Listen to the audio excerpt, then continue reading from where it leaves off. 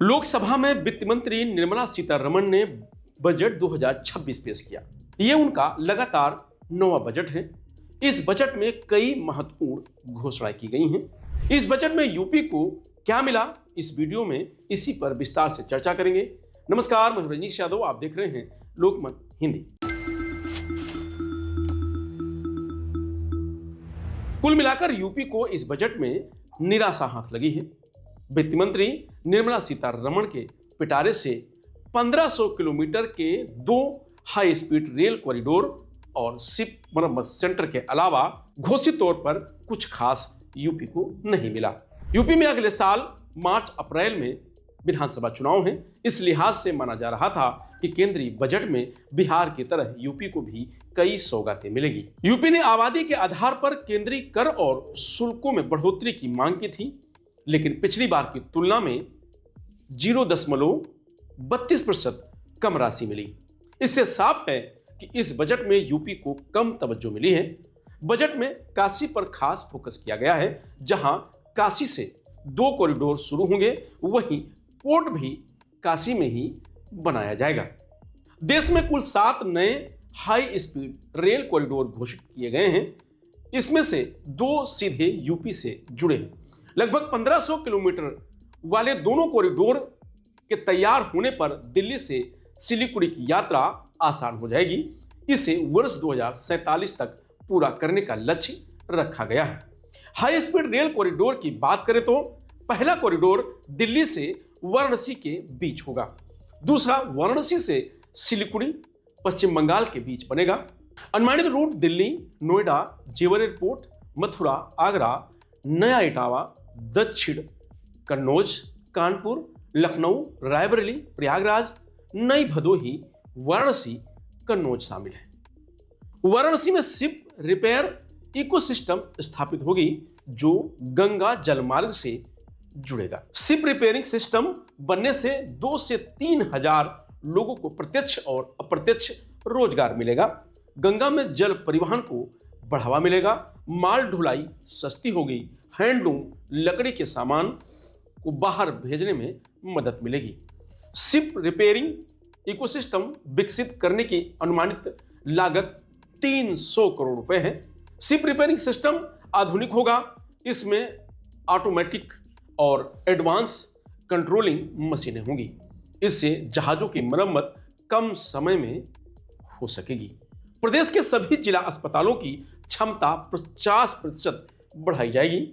सभी जिलों में इमरजेंसी और ट्रामा सेंटर भी खुलेंगे। प्रदेश के सभी 75 जिलों में एक गर्ल्स हॉस्टल बनाया जाएगा।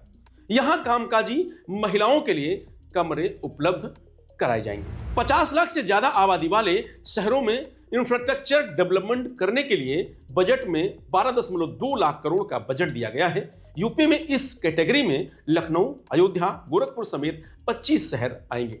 रेलवे में कवच सिस्टम का विस्तार होगा जो सुरक्षा बढ़ाएगा और यूपी के रेल नेटवर्क को फायदा पहुंचाएगा। प्रदेश के छोटे तीर्थ स्थलों को भी विकसित किया जाएगा। प्रदेश के 50 स्टेशनों को अमृत भारत स्टेशन के तौर पर विकसित किया जाएगा। केंद्र ने सेमीकंडक्टर 2.0 की शुरुआत की है। नोएडा में सेमीकंडक्टर पार्क बन रहा है। प्रदेश को इसका फायदा होगा। एक्सपर्ट का कहना है कि नोएडा में हजारों रोजगार के अवसर विकसित होंगे। महिला स्वयं सहायता समूहों को 5 लाख रुपए तक का लोन मुफ्त ब्याज पर मिलेगा। इससे लखपति दीदी बनने में मदद मिलेगी।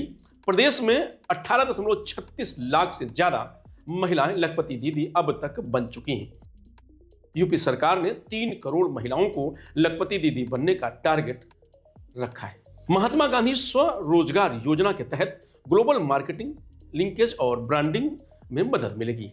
यह ट्रेनिंग, अपर स्किलिंग, प्रोसेस क्वालिटी और प्रोडक्ट्स डेवलपमेंट को आसान बनाएगी और सपोर्ट करेगी।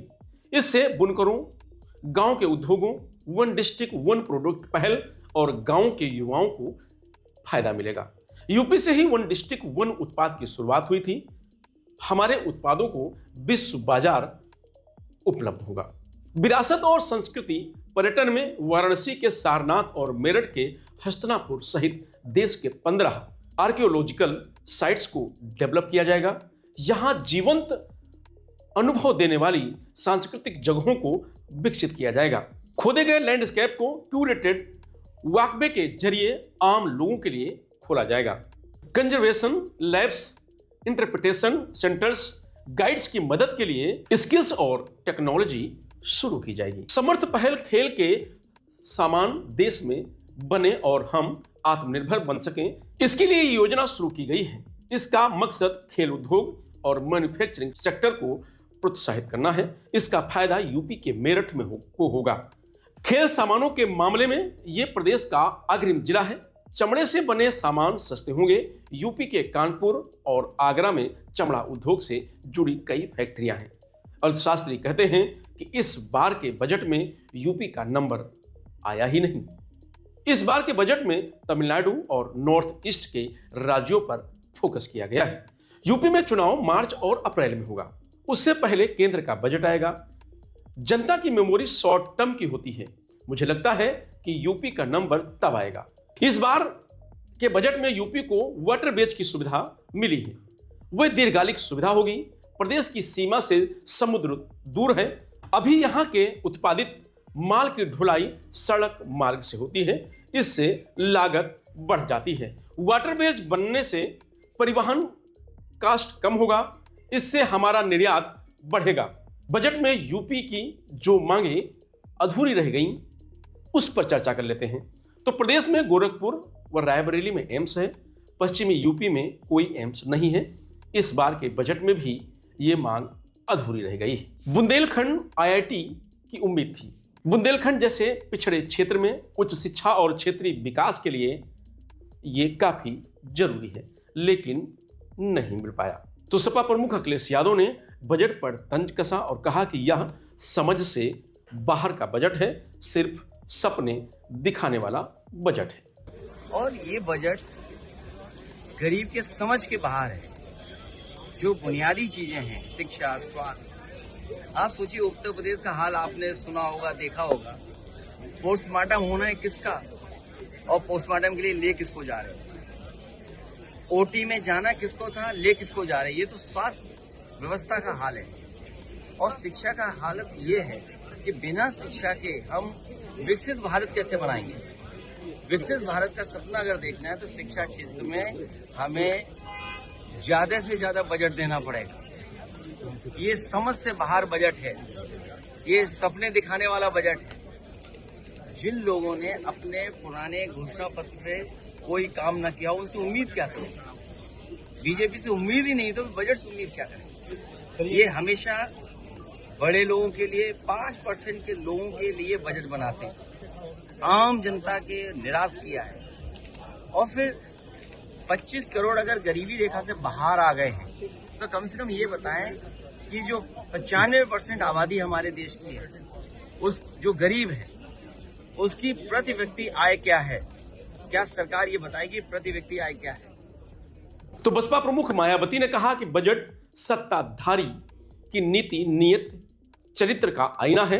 क्या बजट आत्मनिर्भरता के लिए सरकारी क्षेत्र को मजबूत कर रहा है और अंबेडकर के संविधान की मंशा के अनुरूप है, या फिर आया गया वाला साबित होगा। पिछले बजट में लोगों के जीवन में क्या वास्तविक बदलाव आया है। केंद्रीय बजट 2026 पर सीएम योगी ने कहा कि आशा और आकांक्षाओं का प्रतीक ये बजट है। 145 करोड़ भारतवासियों के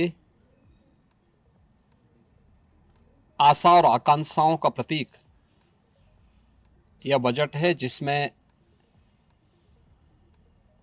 नए भारत और विकसित भारत की संकल्पना का दृष्टि स्पष्ट दिखाई देती है। 12 लाख करोड़ रुपए से अधिक की पूंजी कैपिटल एक्सपेंडिचर के लिए, एक सुदृढ़ इंफ्रास्ट्रक्चर के लिए बजट में प्रावधान करना,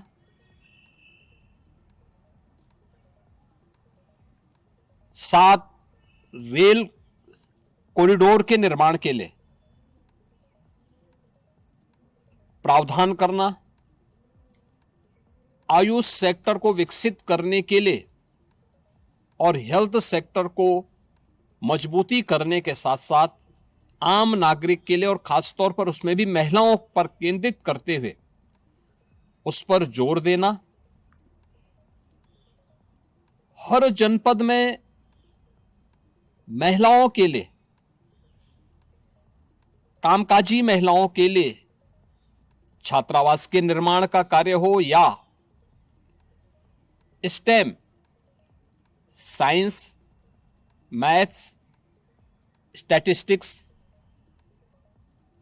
और इमर्जिंग टेक्नोलॉजी से जुड़े हुए छात्रावास के निर्माण के लिए सहयोग करने का युवाओं के सपने को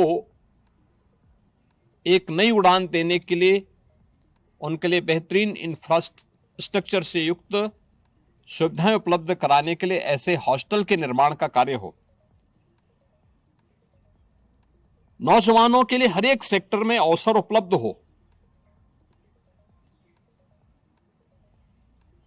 यह सबके साथ साथ जो व्यापक रिफॉर्म के साथ अलग अलग सेक्टर में रिफॉर्म को लेकर के जो बजट प्रस्तुत किया गया है, यह आम नागरिकों के जीवन को सहज और सरल बनाने में मदद करेगा।